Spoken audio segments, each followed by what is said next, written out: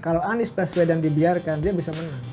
Kalau Mbak Puan jadi ketua umum kan Pak Jokowi nggak happy. Pasti nggak happy. Koalisi besar itu hadir karena kekecewaan Jokowi terhadap PDIP dan Ganjar. Itu sudah ditawarkan ketika di Solo. Oh, sudah ditawarkan. Jadi Pak Jokowi itu menawarkan itu.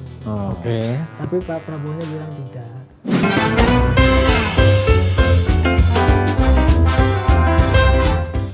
Ketemu lagi di Lanturan, obrolan ngelantur yang semoga relevan. Kali ini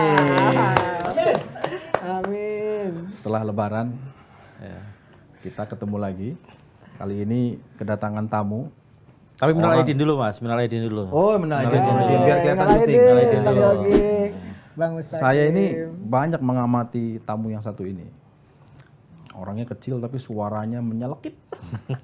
Namanya Dr. Ujang Komarudin, pengamat politik dari Universitas Al-Azhar Indonesia.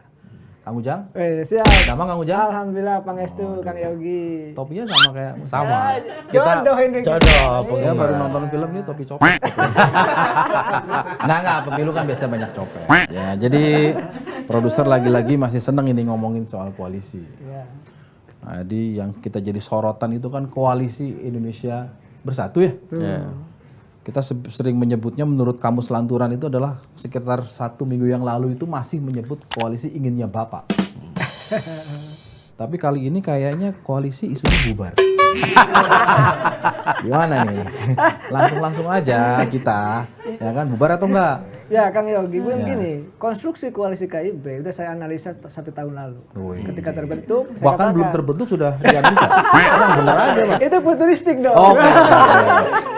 Saya katakan bahwa ada topi nggak? Biar kita bisa ngimbangin. Bahwa KIB adalah barangnya Jokowi, milik Jokowi, memang dibentuk untuk Jokowi. Untuk apa? Antisipasi kalau Ganjar tidak didukung oleh PDIP, disiapkan skoci ini. Skocinya adalah KIB. Jadi betul ya, koalisi inginnya Bapak ya. Nah, makanya tidak aneh, tidak heran kalau P3 langsung dukung Ganjar. Nanti mohon maaf, PAN itu juga akan menyusul ke Ganjar. Ya paling nanti yang dimainkan adalah Golkar. Dimainkan siapa ya, nih? Golkar nih dimainkan dalam arti ya bisa ya oleh kekuasaan dong. Golkar ini saya kasih tahu, Golkar dari dulu ketua umum Golkar itu pasca reformasi pasti dekat dengan presiden. Dekat RI 1. Jadi siapa yang ingin jadi ketua Golkar pasti dia adalah orang RI 1. Jadi syarat jadi ketua umum Golkar itu 2. 1 dapat restu dari RI 1, yang kedua punya duit. Nah, jadi nambah ya. Iya. Kalau dulu cuma cukup punya duit, sekarang dekat sama RI 1. Punya duit dan tidak punya utang koperasi. Boleh juga. Jadi Golkar itu akan dimainkan bisa jadi nanti ujungnya bisa utuh bersama dengan P3 dan PAN dukung Ganjar, bisa juga tidak memainkan bisa masuk Prabowo atau tadi ketemu dengan Pak SBY kan masuk ke Demokrat untuk mengambil Demokrat dari koalisi perubahan. Oh, untuk narik gabung ya kan, bisa dibawa ke kubu Ganjar atau dibawa ke kubu Prabowo gitu lah oleh Golkar kira-kira gitu lah. Atau mungkin bikin poros sendiri Kang Ujang. Nah, mungkin jadi poros sendiri, tetapi ini akan rugi bagi siapa? Bagi koalisi perubahan. Kalau Demokratnya bisa ditarik oleh Partai Golkar, maka bubar dong. KIB-nya bubar, lalu koalisi perubahannya juga bubar. Nah ini menjadi persoalan dalam konteks kita berdemokrasi. Tunggu sebentar. Pertemuan Sabtu di Cikeas tanggal 29 April ya. Ya itu kan inisiatif pasti datang dari Erlangga kan. Ya kira-kira gitulah. Yang datang kan. Kemudian diterima oleh Pak SBY. Ya kan. Ada bacaannya ini Golkar dianggap kehilangan karena nggak bisa berharap lagi dengan P3 yang sudah dukung Ganjar. PAN diduga akan ke sana sehingga Golkar butuh baru. Tapi kalau menurut saya, saya minta masukan. Menurut saya Golkar sepertinya datang sebagai utusan dari istana. Gimana bacanya? Bisa saja begini. Ada 2 skenario yang dimainkan oleh kekuasaan ya untuk katakanlah tanda petik mencegah. Kekuasaan ini maksudnya Jokowi. Ya, siapa lagi yang punya kuasa kan begitu? Langsung sebut merek aja lah. Presiden lah katakan RI 1. Apa? Yang penting nanti capres cawapres itu yang maju bukan Anies lah. Kira-kira begitu. Capres cawapres. Ya, capres ya, bukan Anies. Nah, artinya ini pasti Anies itu bagaimanapun posisinya akan dijegal. Oke. Nah ini kan skenario ada nih. Salah satu skenarionya apa? Melalui PK Muldoko. Oke. Kita punya pengalaman dulu Golkar waktu pecah jadi dua, Pak Agung Laksono dan Pak ARB. Itu kan karena didukung oleh kekuasaan. Salah satunya. Dan maksud saya ini kalau kekuasaan mau melalui PK itu kan bisa direbut Partai Demokrat. Tetapi terlalu kasar mainnya. Ya kan? Ini skenario pertama. Skenario kedua bisa jadi tadi Golkar tidak mungkin dia ketemu dengan Pak SBY tanpa restu presiden itu. Kenapa? Dia ketua umum dan sekaligus menteri. Pasti atas restu. Nah ketemu bisa jadi kalau ketemu diajak koalisi, ya artinya PKS dengan Nasdemnya bisa tidak kuat dalam konteks mengusung Anies. Tidak cukup bahkan tidak cukup. Bahkan kalimatnya begini, bahasanya disederhanakan begini. Pak SBY, Mas AHY, kalau di kubu sana sama-sama nggak jadi wapres, mendingan ikut ke kita aja, sama-sama nggak wapres tapi jaminan menang. Nah, ini menteri juga dapat itu kan artinya ini semakin menguatkan kekhawatiran kita. Kalau benar-benar dua poros ini. Kenapa saya bilang khawatir? Kami ini selalu diskusi. Kalau pemilu tanpa Anies Baswedan nggak seru.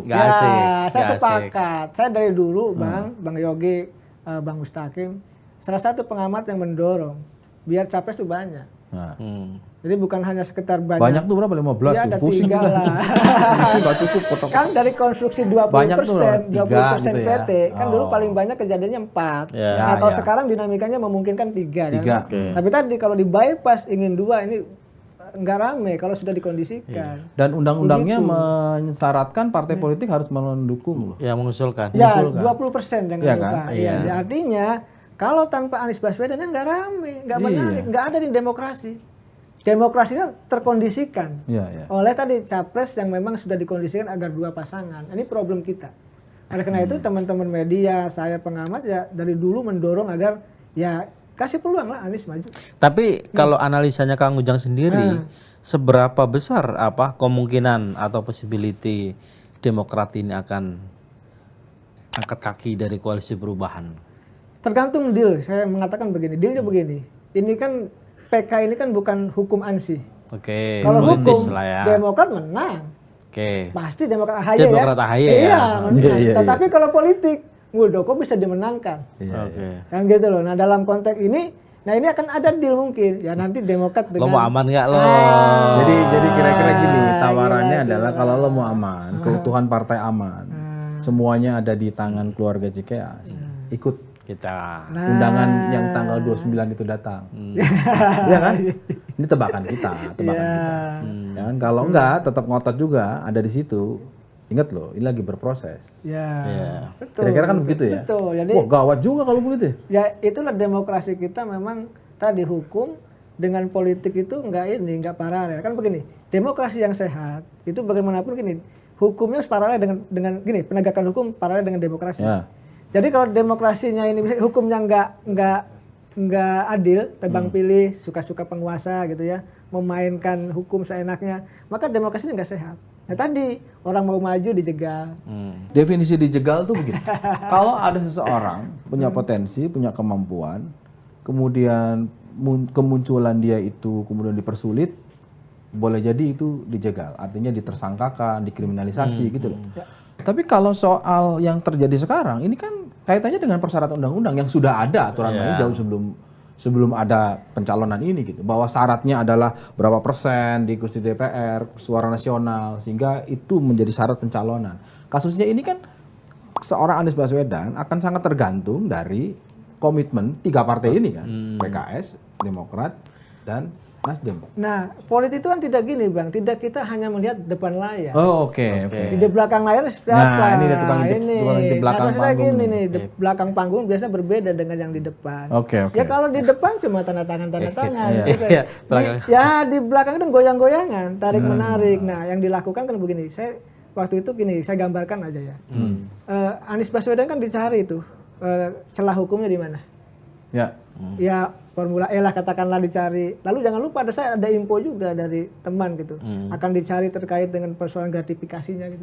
Entah benar entah tidak kita tidak tahu. Tapi akan dicari. Jadi Itu skenario pertama mungkin. Jadi kalau gagal ya kan pakai skenario lain kan gitu. Tadi skenario PK, Demokrat akan diambil atau bahasanya Denny Indrayana kan dicopet gitu kan ya. Iya, dicopet. Dicopet Saya tadi nggak kan ngomongin bahasanya, topi loh ya. dicopet. Nggak ada hubungannya loh ya, nggak ada hubungannya. Saya cuman spontan aja tadi benar-benar topi copet. Skenario kedua mungkin mencopet Partai Demokrat sehingga tadi Anies tidak bisa nyapres ya kan. Ketiga tadi bisa jadi dirayu ya, Demokrat dirayu. Tapi gini juga Kang Ujang, menurutku apakah kalau misalnya katakanlah ya Demokrat misalnya berpindah gitu loh. Tapi kan juga ada peluang juga partai-partai yang sebelumnya entah di KIB, entah di KIR gabung gitu loh, ke perubahan. untuk gabung ke perubahan. PKB misalnya. Kalau misalnya pada akhirnya Prabowo misalnya tidak mengajak Caimin misalnya itu jadi cawapres, apakah juga tidak akan menutup kemungkinan misalnya kalau PKB geser ke koalisi perubahan misalnya atau mungkin partai yang lain? Saya tidak yakin Bang Mustaqim. Kenapa? Mohon maaf ini ya. Ketua umum itu kan tersandar. Lebaran mohon maaf. Lahir batin. Apa-apa tenang aja kita udah lebaran nih. Ketua umum partai ini tersandar oleh kasus-kasus hukum. Oke. Jadi nggak mungkin semuanya disandar. Ini disandar begitu dia mendukung ke sini, oh ini nih nanti masuk. Tinggal dipencet tombolnya gitu ya. Nah, ini kan menjadi persoalan. Jadi saya melihat, mohon maaf, PKB ini agak sulit kalau dia harus mendukung PKS dengan Nasdem. Tadi saya lupa, Mas Yogi. Harusnya di awal sebelum kita wawancara kita harus reminder Kang Ujang. Nggak usah banyak minta maaf sekali aja. Tapi nggak apa-apa, ini ciri khasnya Kang Ujang. Jadi alasan minta maaf terus dan masih bulan Syawal. Lebaran. Minggu depan kita manggil Kang Ujang lagi, mungkin ada minta maaf lagi karena masih bulan Syawal. Oke. Ya, betul, tersandra itu sering kita bahas juga. Kalau saya melihatnya begini sih, bagaimana ya caranya kita menjelaskan? Kan politik ini kan bukan sekedar kali ini untuk generasi yang sekarang. Elit-elit lah kata yang punya target. Tapi kan untuk jangka panjang. Bagaimana kita menjelaskan bahwa sistem politik yang kita punya ini itu membuka peluang bagi siapapun yang berpotensi melalui sistem yang ada memang. Nah, bagaimana kita kalau memang seperti ini misalnya, jangan salah loh. Yang namanya euforia Anies Baswedan ini udah luar biasa di bawah. Ternyata nggak jadi calon, kan seperti apa? Kira-kira penjelasannya. Yang menjelaskan Nasdem kah? Presiden kah? Nah ini kan penting. Ya, saya sepakat Bang. Saya pernah menganalisa ke teman-teman media. Kalau Anies Baswedan dibiarkan, dia bisa menang. Bahkan saya ditelepon oleh salah satu ketua ormas dari teman-teman di Katolik. Ada telepon saya. Kebetulan saya sering jadi narasumber. Gitu. Mengatakan saya sering jalan dengan Pak Jokowi. Kan. Saya sering jalan dengan Ganjar. Saya sering jalan dengan Anies juga. Ormas itu. Dia mengatakan, ini Anies ini pertemuan di bawah, di daerah-daerah itu besar. Animo untuk mendukung Anies besar.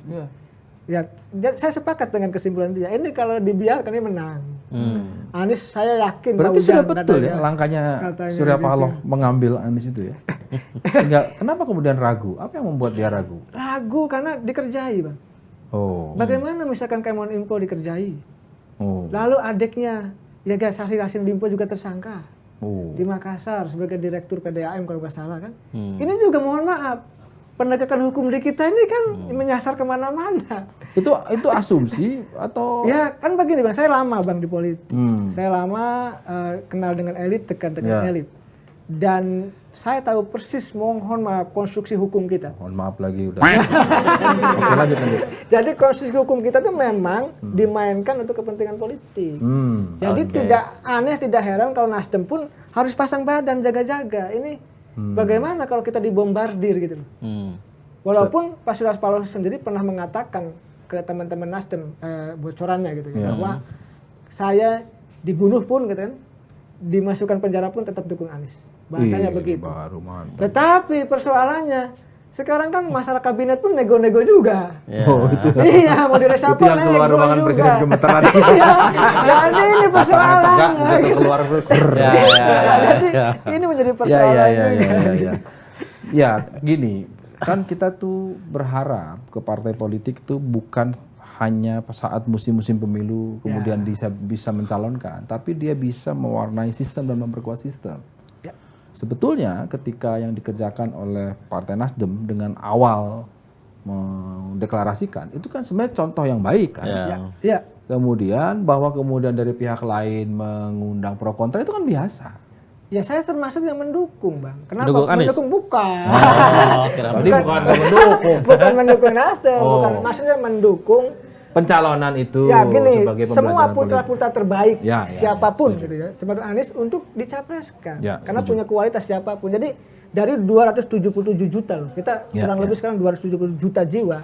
Masa capresnya itu lagi 4L. Ya, setuju saya. Bang Yogi, Bang Sakim, lo lagi. Masa orang-orang yang Maksudnya pantas, Prabowo? ya bukan kan ada yang lain, nggak Prabowo juga. Pokoknya itu lagi lah ya. Jadi masa misalkan ada orang yang punya kemampuan baik gitu ya. Ya kita diberi kesempatan. Ini negara apa kan? Ya kan ada Ganjar, ada Erik, ya kan yang muncul terus belakangan ada Sandi juga. Yang saya mau tanya adalah kalau tadi Demokrat dan satu lagi Nasdem kita sudah bisa baca lah kira-kira. Meskipun agak-agak sok tahu ya, tapi kita bisa baca lah kemana nanti. Kalau PKS ini katakanlah dia konsisten, saya tetap ada di belakang Anies, kan nggak cukup suaranya. Ya kan begini, kalau PKS mendukung Anies, maka dia akan menikmati. Kotel efek. Ya, kotel efek, dia pasti menikmati kok. Jadi pasti akan total ke Anies dulu. Dukungannya. Ya, kalau tidak, tapi formal administrasinya kan nggak ya mencukupi. cari kompensasi politik dong. Maharnya berapa? Dan gitu. kemungkinan besar karena secara historical dia pernah ada di Prabowo, kemungkinan balik ke Prabowo. Gimana kalau tiba-tiba dia lompat ke Prabowo tuh? Di politik tidak ada yang tidak mungkin. Ya. Asal mohon maaf berani harganya berapa gitu kan. Oke. Itu mungkin. Ini ngeri. Wani Udah Piro. mohon maaf, udah gitu THR lagi berani. Ngeri pemirsa. Loh, kita kan sebagai dosen, Ya, sebagai pengabdi memberikan pendidikan politik yang benar lah. Betul. Masa yang benar ada kita sebut B. Ya, Kan setuju. begitu. Dan mohon maaf partai politik juga jangan munafik. Gitu. Di depan panggung Kang Ujang ini ngajarin yang benar di depan panggung. Di belakang panggung beda lah. Jadi konsultan. Tapi gini Kang Ujang, saya itu kira-kira beginilah. Ya sudahlah kalau memang bagi kami. Ya sudahlah kalau memang 2 poros, 3 poros, gak apa-apa. Asal semuanya transparan. Transparan begini, jangan lupa ketika publik berharap atau meminta partai politik transparan, wajar. Kenapa? Ada dana publik, Bos. Meskipun gak gede. Oh iya, apapun lah. Satu suara kan dapat dari APBN. Ya, kan? Berapa? 1.000 ya? 1.000 ya? Satu suara yang diperoleh dari sekian itu adalah 1.000. Artinya publik berhak. Ini gimana sih prosesnya? Kenapa seorang Anies Baswedan yang tadinya sudah diusung, sudah diramein kok nggak jadi dimunculkan? Harus ada penjelasan dong. Setuju nggak? Setuju Bang. Gini, konstruksi kita kan ke depan harus berubah nih. Jadi mesti orang-orang baik yang didorong, orang berprestasi yang didorong gitu, orang-orang hebat yang didorong. Ini kan tidak. Ini kan seolah-olah mohon maaf ya dengan mengeliminasi Anies. Ini kan ingin mencari Belum. kan belum memang. Ya memang betul. Siap. Gitu kan. Emang belum. Kan ingin kan. Udah langsung maju aja. Oh iya, ingin mengeliminasi Anies, memang belum katanya. Nah, ini kan pertarungan kan mengeliminasi orang-orang yang dianggap bagus, berprestasi lah kan gitu. Kan kita mengukur saja lah. Misalkan diukur aja lah Anies, Ganjar dengan Ridwan Kamil sebagai kepala daerah kan pasti mohon maaf Anies lebih unggul. Oh, dari mana? Dari mana ukurnya? Saya melihatnya begitu. Ya kenapa sekarang dia yang dilulukan jadi capres? Oh. Yang kedua tadi kalau dia bukan orang yang bukan antitesa Jokowi, ya ini udah leading gitu. Karena dia antitesa Jokowi aja maka dikenal. Gara-gara Zulfan ini antitesa jadi populer. Jadi saya melihat Bang, saya sepakat ya ke depan harus dicari bibit-bibit ya putra-putra bangsa yang terbaik. Diberi peluang. Tapi gitu. Balik Kang Ujang ke soal koalisi-koalisian ini. Kalau misalnya Kang Ujang lihat petanya hari ini gitu ya dengan P3 merapat ke PDI misalnya, terus kemungkinan PAN juga akan merapat ke sana. Terus PKB sama Gerindra juga makin solid. Terus gimana dengan rencana koalisi besar yang sempat rame pasca pertemuan di DPP PAN itu? Ya ini kita tidak bisa membangun koalisi besar nih mereka itu. Kenapa? Koalisi besar itu hadir karena kekecewaan Jokowi terhadap PDIP dan Ganjar. Soal U20 penolakan ya kan tim Israel masuk ke Indonesia kan itu. Itu jadi Jokowi tapi setelah timeline KIB ada muncul dulu nggak sebelum soal itu hanya omongan dulu dari Pak Erlangga ketika buka puasa di Nasdem Tower. Tetapi itu kan pasti, mohon maaf ya, kalau bicara dua hal ya, ucapannya Pak Prabowo mengatakan ketika di DPP PAN, kami ini timnya Jokowi. Ya kan dikumpulkan itu karena Jokowi. Oh, dan saya ikut poros Jokowi ya, gitu. Kedua, apa namanya, Julhas. Ya orkestranya ya, pemimpin orkestranya Pak Jokowi, ini jelas. Tetapi ketika pasca Ganjar dicapreskan oleh PDIP ada berbeda. Bubar semua skema itu ya. Skema itu, makanya tadi cari hidup sendiri-sendiri.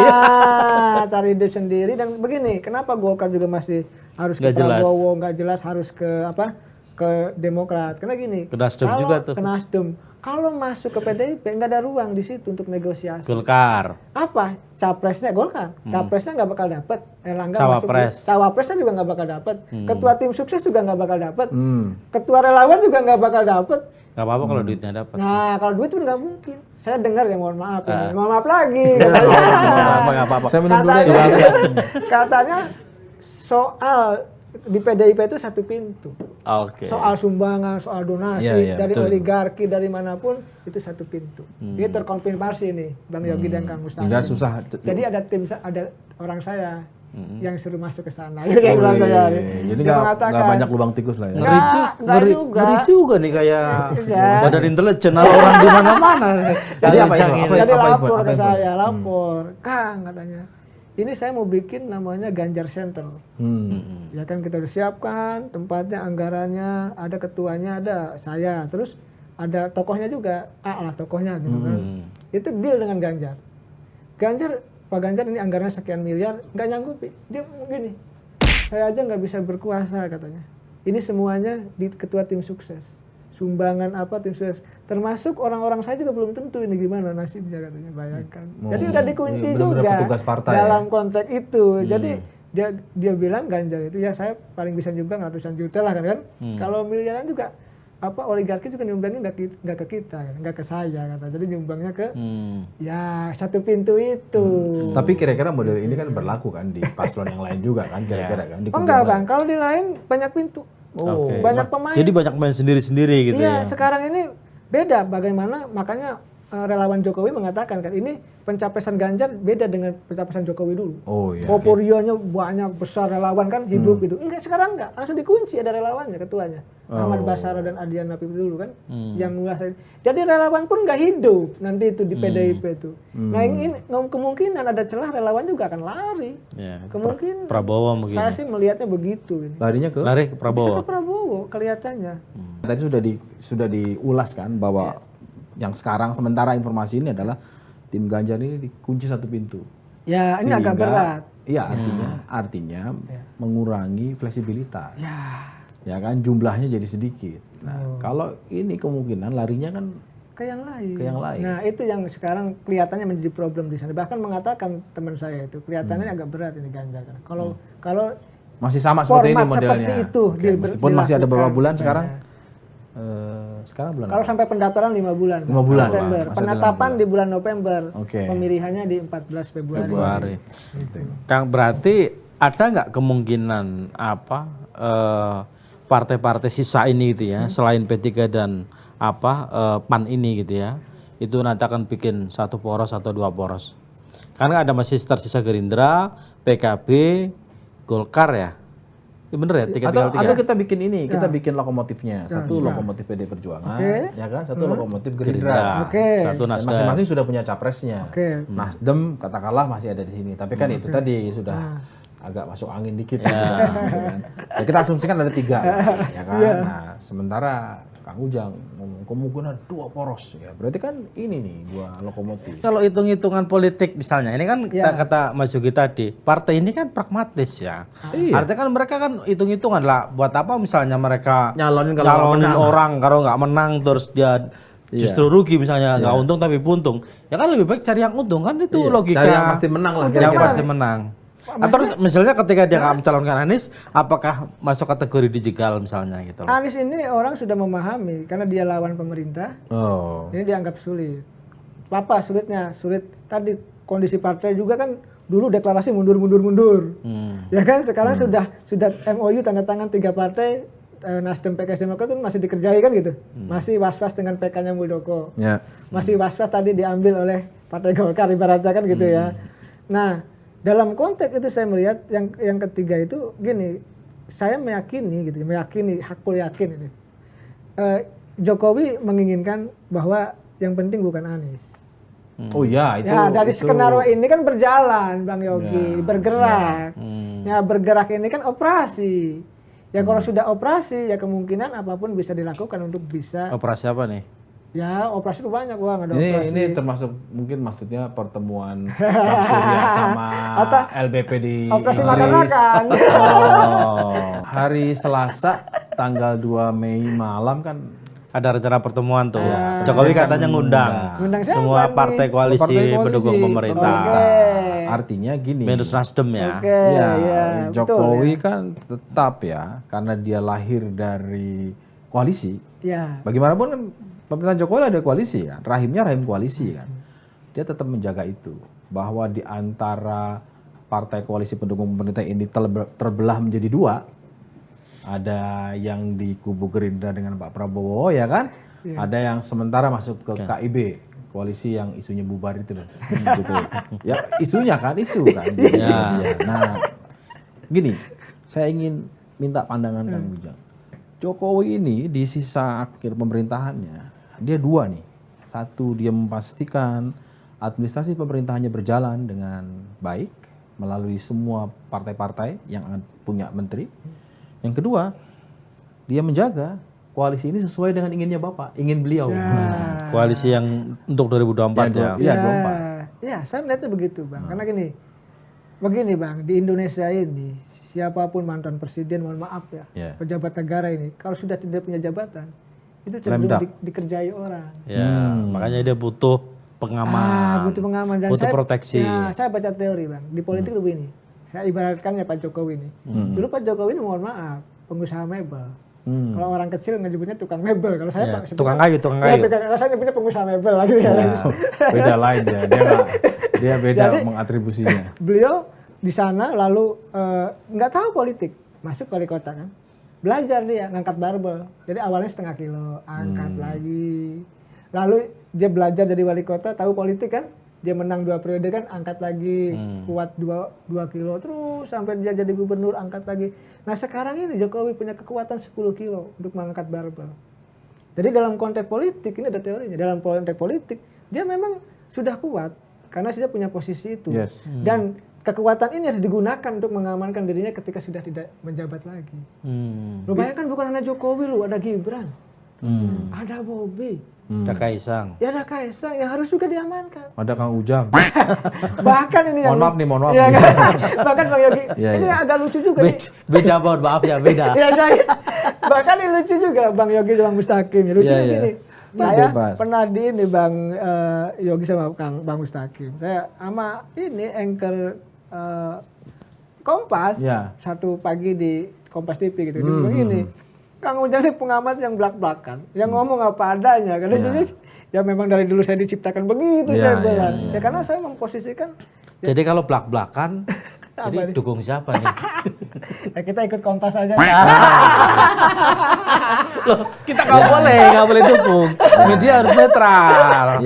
Saya Bang pengamat. Ya posisi netral. Kalau mau memihak, saya harus memihak. Atau apa jadi jubir. Misalkan jubir Ganjar, jubir Prabowo atau jubir Anies gitu. Sebelum soal jubir dan nanti ditutup, penasaran nih. Saya mau mendalami dulu tadi. Kemungkinan Prabowo Anies. Kalau melihat begini. Mungkin. Gimana? Dari mana? Rasionalisasinya gimana? Tadi saya ketemu orang Gerindra juga. Dia sudah baca kalkulasi. Yang di Bendungan Hilir itu. Iya. Jadi artinya ini berangkat dari perspektif bahwa Prabowo pun nggak harus menang. Sehingga faktor-faktor cawapres juga ya begini aja hitungannya dengan Cak Imin berat. Ya hitungan Prabowo kan. Dengan beratnya kenapa tuh? Ya mungkin begitu dengan Cak Imin akan dikerjai persoalan hukum. Mungkin ya kan. Ada black dot lah. Wah ini berat lagi nih, repot. Lalu dengan Airlangga gitu ya agak berat. Selain elektabilitas Airlangga kecil, ya tadi ya ada juga mungkin permintaan permohonan gitu ya. Ya dana mahar dana kampanye yang tinggi kurang pate lah tidak kira-kira disanggupi oleh Erlangga gitu kan, ini berat juga. Dan tahu juga kalau Prabowo dengan Erlangga dipasangkan ini ikut skenario orang lain. Oke. Jadi kan ikut skenario orang lain, masa Prabowo ikut skenario orang lain? Kemungkinan besar kalahnya juga tinggi. Ya. Gitu loh. Jadi dengan Hovifah itu nggak mungkin. Karena? Kenapa nggak mungkin? Saya dapat bocoran juga. Ini ada proposal dari Gerindra ke Bu Hovifah. Ini kita bocorkan ya.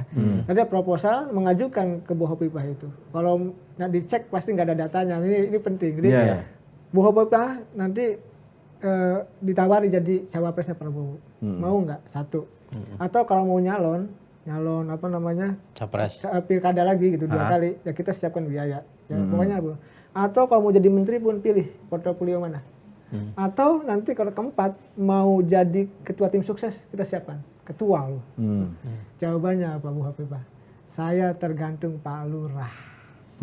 Artinya kalau kata Pak Lurahnya nggak ke Prabowo kan enggak lah. Iya, betul. Gitu. Nah, apalagi ke Anies nggak mungkin kan gitu. Cocok. Jadi kira-kira Pak Lurah arahnya kemana nih? Ya ini yang membaca arah politik Pak Lurah ngeri-ngeri sedap ini. Artinya dia sedang melihat situasi begini. Saya melihat konstruksinya.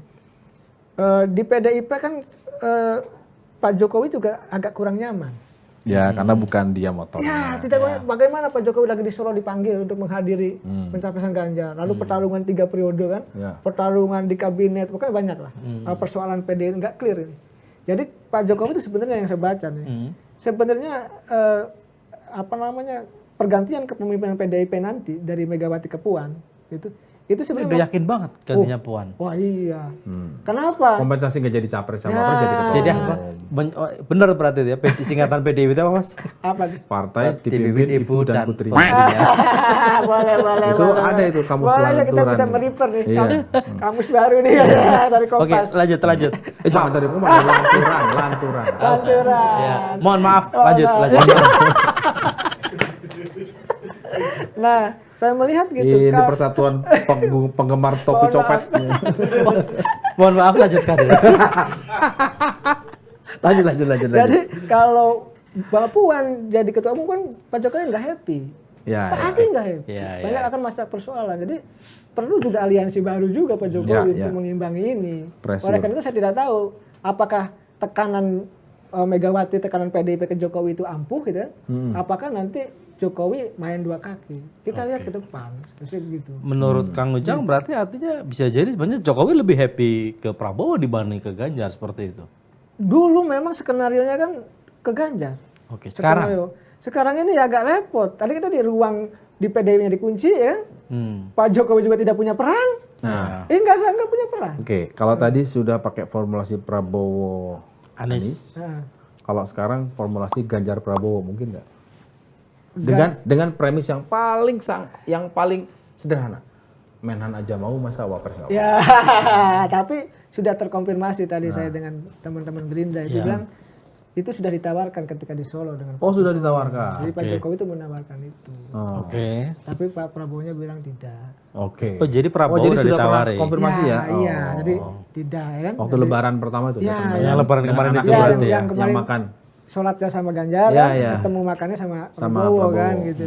Itu terkonfirmasi di situ tidak. Jadi intinya sudah terucap ditawarkan. Ya, ditawarkan bagaimana memungkinkan kan jadi ini Prabowo tidak. Tetap maju pengen nomor 1. Sudah ditawarkan. Tidak tahu apakah nanti ada negosiasi kembali, kita tidak tahu kan. Hari itu pas lebaran masih ditolak tapi gitu kan. Hari ini Pak Prabowo kelihatannya tetap akan maju gitu Tapi tadi skenario atau skema Ganjar Prabowo itu sudah ditawarkan oleh dan Prabowo nggak mau. Ya, sejauh ini ditolak. Ya karena gini, dengan kalau Ganjar Prabowo kan skema Jokowinya masuk. Skema PDIP-nya nggak masuk gitu. Iya, betul. Ya, jalan tengah. Tapi kan Prabowo nggak mau. Prabowo tetap bahwa ya punya partai besar gitu kan, tetap jadi sesuai dengan jalurnya bahwa dia dicalonkan sebagai capres oleh Partai Gerindra kan. Tapi ngomong-ngomong kita dari tadi membahas ini kita sudah sadar betul kan bahwa sebenarnya baik yang menang itu Prabowo ataupun Ganjar misalnya katakanlah cuma 2 poros, ya emang dua-duanya sudah dalam skenario Jokowi kan. Ya kan kalau kita menyebutnya Bang Yogi, Bang Musakim all Jokowi's man. Atau all President's man kan begitu. Ya. Tapi kan Ganjar sekarang lebih dekat ke PDI dibanding ke Jokowi sebenarnya kan. Ya tetap akan dua-duanya dekat. Karena ke PDIP sebagai kader partai, ke Jokowi dia sebagai presiden.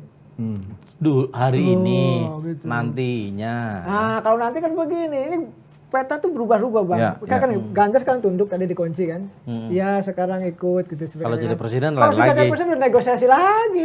Sudah lain lagi. Jadi ini politik di situ dinamis. Jadi artinya Prabowo ada kemungkinan juga akan bergandengan tangan dengan Anies dong. Nah saya mengatakan itu mungkin. Asalkan syaratnya cuma satu. Asalkan Prabowo-nya mau. Secara historis kan sudah pernah. Begini saya katakan. Ketika ada di maaf sebentar. Maaf lagi nih. Maaf. Tadi jelasin dulu apa.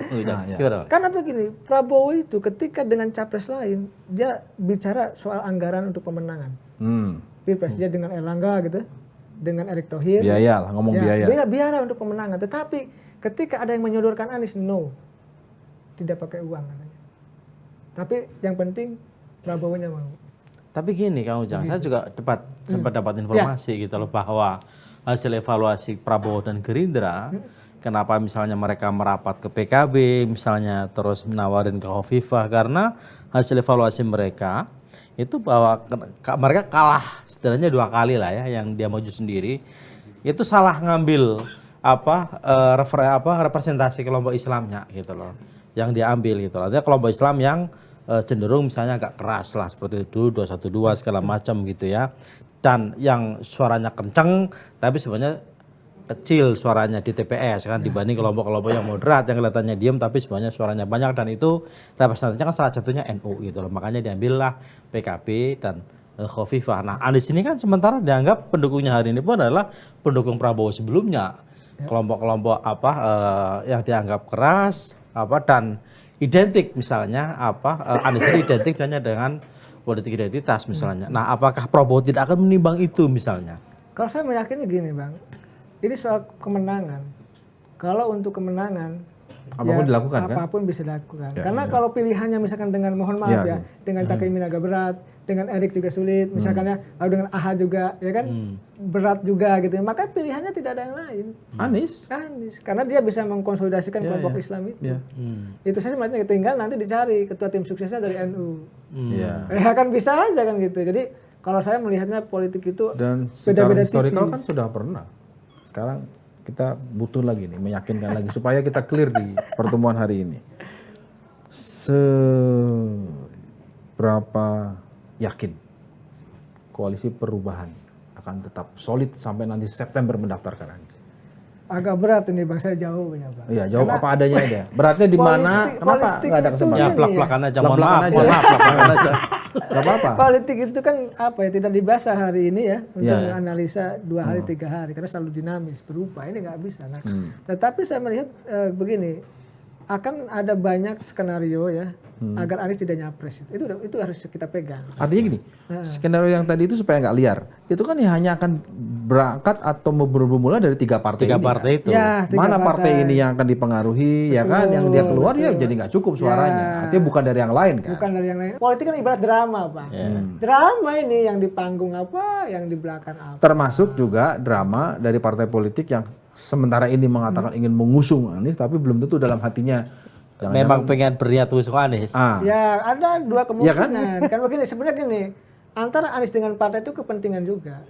Kenapa partai itu misalkan kayak Nasdem mengusung Anies? Ya kepentingannya tidak ada kader yang bisa dicapreskan. Dan tidak ada instrumen lain. Nasdem itu ya kalau dulu kan punya kejaksaan. Sekarang kan tidak. Ya maka dengan cara mengusung Anies itu ya akan dapat efek ekor jas gitu loh. Nggak ada cara lain, termasuk PKS juga. Ya Demokrat akan dapat efek ekor jas kalau AHY-nya masuk jadi cawapres kan gitu kan ini. Artinya ada kemungkinan kalau AHY nggak jadi cawapres bubar jalan itu. Loh ini kejadian 2019. Jangan lupa soal bubar jalan belum tentu, bisa jadi Anies nyapres tapi nggak kompak. Contoh Prabowo dengan Sandi. Awalnya kan Prabowo akan disangkakan dengan AHY. Kan ribut tuh. Jenderal Kardus itu. Jenderal Kardus. Ya ribut ya, ribut akhirnya apa? Karena akhirnya yang jadi Sandi. Nah, itu kan pengalaman. Akhirnya apa? Demokratnya nggak total. Demokratnya ngurus pileg aja, nggak ngurus pilpres gitu. Bahkan cuma syarat administrasi aja kan. Gitu. Ini kan artinya bisa jadi oke lah. Karena AHY nggak cawapres nggak apa-apa, udah kadung di situ misalnya. Kita tetap ikut agar ini pemilu berikutnya nggak di-ban. Kang Ujang ini banyak bocoran nyebut kejaksaan lah, aduh ngeri-ngeri sedap ini. Tapi dari dulu kan saya objektif kan. Dari dulu saya kan bahkan saya oleh partai tertentu nih, saya di blacklist katanya, ini pengamat oposisi loh. kemana pengamat ada oposisi? Saya bilang iya, saya di blacklist loh. Saya bilang loh, saya ini mohon maaf. Ya, jadi pengamat mohon maaf. boleh juga Itu tuh. baik ya. Boleh juga tuh. Kan suasana lebaran. Jadi saya ngomong, saya dari dulu 7 tahun yang lalu konsisten di situ. Saya bilang kalau salah ya saya ngomong apa adanya. Justru di situ mohon maaf lagi. Jadi sebelum kita saling mohon maaf, mumpung kita masih Idul Fitri. Jadi saya mengatakan kalau selama ini saya jadi pengamat karena keterbukaannya itu. Buktinya mohon maaf lagi. Jadi saya ya hampir semua TV kan dekat dengan saya dan hampir setiap hari saya di TV. Karena saya terbuka aja ngasih informasi apa ada. Jadi sebelum kita tutup ada bocoran lagi nggak? Nih, cukuplah. masih ada waktu 5 menit ya. 5 menit bocoran lagi. Tadi udah ada 1, 2, 3, 4, ada 9 bocoran. Ya, yang penting gini dilengkapin 10 lah. Saya sih inginnya Pilpres ini jangan 2 poros. Jangan 2 pasang gitu loh. Ini ngomong jangan 2 poros tapi saya baru riset pernah mendukung. Jangan-jangan bener. Saya 3 poros dengan catatan kalau Anies tidak diganjar. Kan gitu. Kalau diganjar 2 poros. Kalau Anies tidak diganjar tapi tidak di Prabowo. diganjar, bukan diganjar loh. Beda loh. Anies tidak diganjar tapi di Prabowo. Oke, sebelum kita makin ke arah yang lebih bocor lagi, kita akhiri dulu pertemuan hari ini gitu ya kira-kira ya, bocorannya ditunggu. Ini luar biasa. Ketemu lagi di lanturan minggu depan. Terima kasih. Terima kasih.